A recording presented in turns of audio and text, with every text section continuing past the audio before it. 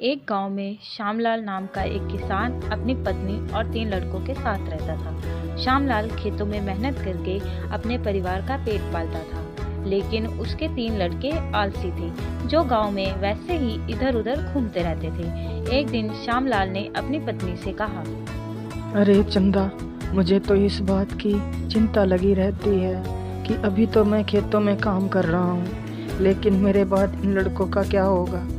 इन्होंने तो कभी मेहनत भी नहीं करी है, ये तो कभी खेतों में भी नहीं गए हैं। आप चिंता मत कीजिए, ये भी धीरे धीरे काम करने लगेंगे।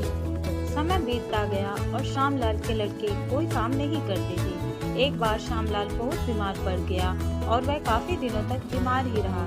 उसने अपनी पत्नी से कहा, अरे चंदा, जरा तीनों लड़कों को बुला कर ले आओ, मुझे उनसे कुछ जरूरी बात करनी है।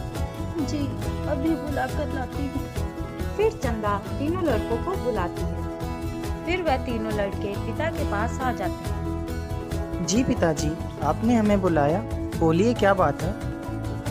सुनो बेटा, मुझे लगता है कि अब मैं ज़्यादा दिनों तक जीवित नहीं रहूँगा। इसीलिए बेटा, मैं तुम लोगों को बताना चाहता हूँ कि मैंने अपने जीवन भर का कमाया हुआ धन अपने खेत के नीचे दबा रखा है।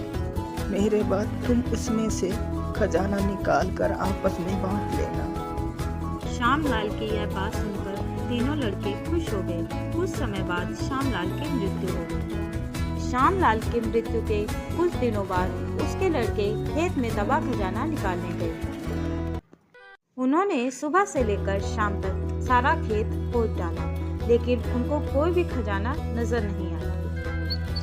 लड़के घर आकर माँ से बोलते हैं, माँ, पिताजी ने हमसे झूठ बोला था, उस खेत में हमें कोई खजाना नहीं मिला। तुम्हारे पिताजी ने जीवन में यही घर और खेत ही कमाया है, लेकिन अब तुमने खेत खोद ही दिया है, तो उसमें बीज भी बो दो। ठीक है माँ जी, जैसा आप सही समझें। लड़कों ने माँ के कहे अनुसार खेत में बीज बो दिए और खेत की देख रेख करते रहे।